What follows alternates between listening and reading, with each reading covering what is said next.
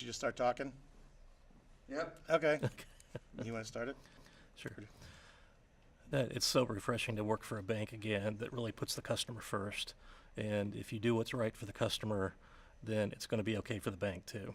I agree. I mean, we started together 16 years ago at a bank, and here we are 16 years later, and there's all kinds of regulations, and the banks all use it. So it's refreshing to see a place where common sense is still there. It's like we were 16 years ago at a community bank, where decisions could get made quickly, and you don't have to hide behind the regulations or come up with a reason why you can't do it. We look at a reason why we can. Yeah. A couple phone calls, and you come up with a solution for the client. And the customer just has been so happy to hear that something that they were told they couldn't do, well, maybe there's a way to do it, just not, and it's just been refreshing that way to be able to get back with them so quickly. Yeah. I had one of my former clients call me a couple of weeks ago and said they were very frustrated with their bank, that they'd been dragging a decision out about 6 weeks. They wanted me to look at it because they knew that we'd taken care of them once before. And we looked at the deal and got a decision back to them in 2 days. And so they were very thankful for that we could react that quickly. Yeah, that's good. I mean, when during the interview process, as I was going through with them, they were telling you about it, and you're thinking, okay, they're selling you, but everything they said during that interview process about how on board they are, how available they are, president, CEO, everybody has just been so able to talk to you, get back with you quickly. The clients have been like, wow, you got an answer that fast. So it's really been nice to see that, because that's what I've gotten used to in my career. You know, I've been in this a long time with community banks, and it's really refreshing to be able to tell the customer what you think you can do and know that the consistency is there, that each time You could get it you done. feel safe at doing it, as opposed to not knowing what you can sell and just not wanting the customer to think, well, I thought you could do something different. Well, here you have an idea of what you can really do for the customer. Right. That's refreshing again.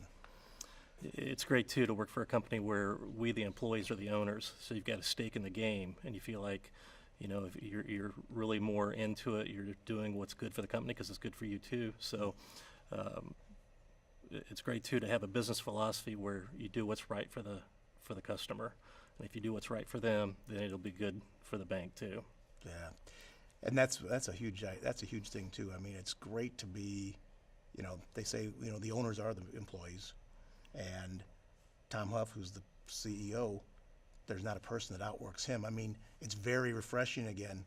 My history of working with bank presidents, those are the type of people that if they work harder than you, they don't have to tell you when to work. You just do it because the example's set, and they make you want to work that way. And it's refreshing to see that not only is the owner of the bank in the bank and active and very approachable, he outworks everybody here. So, you know, sets the expectations and bars high, and, you know, I don't have quotas to make. Right. I don't have numbers I have to hit.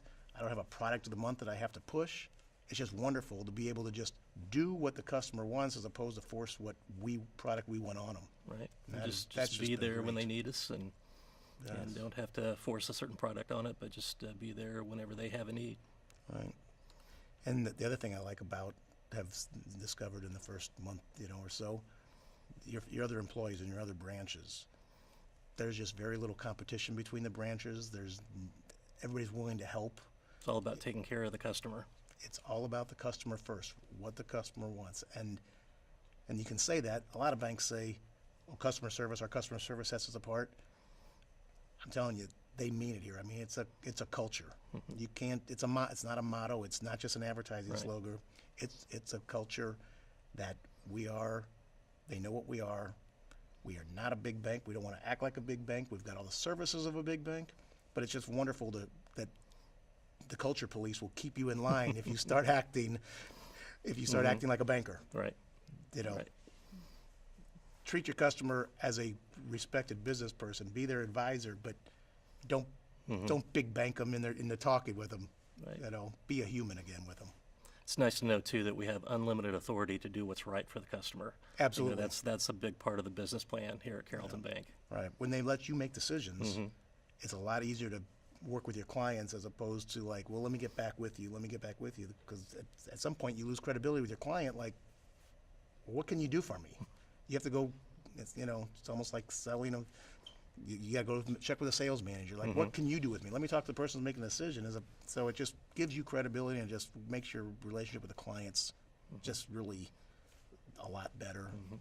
And like banking has always been. As you said, we've worked together in this market for 16, 17 years, and we've had a lot of our clients that we've been with that length of time.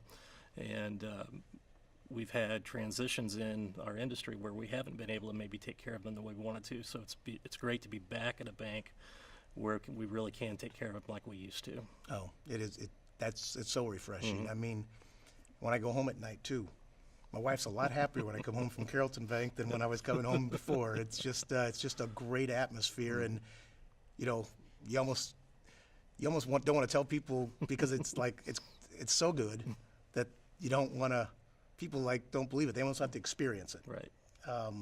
And I know the people I'm working with now that have come over from other places with me, and it's like we're pinching ourselves like, wow, this can't be as good as it is, and this can't be as easy with the customers, and they just mean it. Yep. Take care of the customer, we'll make it work. Right. So that's just so nice. And if it's good for them, it'll be good for us. Right. So. Let's pause for a moment. Okay. Derek, can you come here? Yep. Oh, wait. I think here's like they said. Like they said, the edit. You can go on. All they need is a snippet here that you did something. I did it. Cut now? Yeah, I cut now. Okay. Bring me back. Rolling? No speeding? Good to go? All right. All right, all cameras up? Yes. All right, let's go. Okay. I had this customer a couple of weeks ago that contacted me, and he said that he just felt like he wasn't getting the attention that he used to get at his former bank, and because they'd been pulled different directions as they had grown and gotten larger through acquisitions. So we talked to him. We were able to work out a deal with him and get it approved within a couple of days for him. He was very happy with that. Yeah, and I noticed when you're telling that story to him, we're sitting there, I can see the customer looking back at you like, okay, I've heard this before. Every bank that calls on me says the same thing, and we're sitting there going, no, really, you have to. And because you'd worked with him in the past, you had that credibility already. And he's like, okay, well, if you're saying that, and I think he was amazed that what we said we could actually do, and didn't come back to him and say, well, we thought we could do this, but after underwriting looked at it, after we were able to make it work the way we wanted to do, and we can tell him the way it is. Yeah. We could actually back up our story and get the result to him That is when he wanted it. That is very pleasant to do anymore, and the customers, see that the first time, and they're like, okay, this feels different. This feels different. It's like it used to be, kind of like what you guys are saying. And I mean, it's hard to get them to believe because they've gone through a lot of times of changes, and it's just tough to see that way. It's nice, too, that we have the technology in our treasury management to also take care of these commercial customers the way that maybe some of the bigger banks have. And while we're not that big, we have all the technology to take care of the things they need with the state-of-the-art type treasury management products and services. The other thing I like a lot is each location, they don't refer to us as a branch. Each location is its own bank. Right. We make our own decisions in each branch. We produce the documents, so it's not a whole lot of where we're just part of a bigger thing. They let everybody act like an individual small bank as part of a team, and that's truly what it is around here, is a team. And the client the other day that we had, he had some good deposit accounts and has been looking for different ways to put his money to work. Well, where he'd been dealing with, I mean, they want to keep him, from a profit standpoint, you want to keep them in the lowest paid products you can. And he was amazed that we came up with a solution to do some things to put a good part of his money to work while it still worked in an operating account, that it wasn't locked up, and he was able to get a little more on his money. And he was just amazed that we were willing to show him a method where it was good for him. It's beneficial for the bank too, because you build customers that way. But he was amazed that, well, how come nobody else has showed me that? And it's like, well, when we have no goals or incentives, it's really to make it for the best of both of us. It's not a one-way street where it's all helping the bank's bottom line. May not help you so much, but, you know, we're really a partner and working with them because happy clients, just it all goes together and everybody's successful. Right. I have this one client that used to be a large borrower of the bank, and he's been successful enough now that he no longer has to borrow as much, but he's a great depositor. And he's really amazed at how we still give him the same amount of attention as a depositor as he was when he was a borrower. And a lot of banks don't do that. They really focus on the loans. And here, it's very much a whole relationship.